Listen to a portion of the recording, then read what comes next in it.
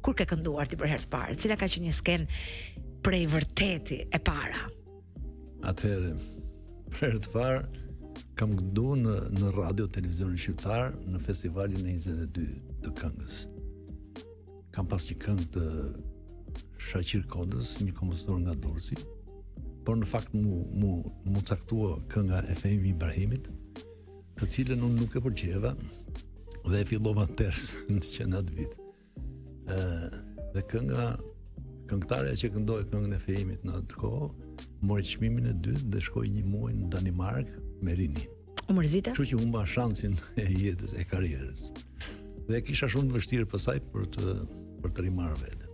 Sa vjeç ishe ti në festivalin 22? Po 25 vjeç ndoshta. Po më përpara kishe kënduar? Shiko, unë punoj në ansamblin e ushtrisë në atë kohë, isha në korin e ushtrisë, por njëkohësisht unë aktivizohesha dhe solist aty në ansamblin e ushtrisë. Ansambli i ushtrisë të kemi folur në fakt. Edhe mos harrojmë që unë kam pas blerë një kitarë në moshën 12-13 vjeçe, kam blerë në Durrës dhe këndoja me kitarë, kështu si amator në fillim, si fëmijë. Dhe hap pas hapi pasaj derisa hyrë edhe në institucion. Ansambli i ushtrisë ka qenë një ndër unë sigurisht nuk kam jetuar atë kohë, po çfarë është treguar ka qenë një ndër vendet, institucionet ku programoheshin artistët e së ardhmes.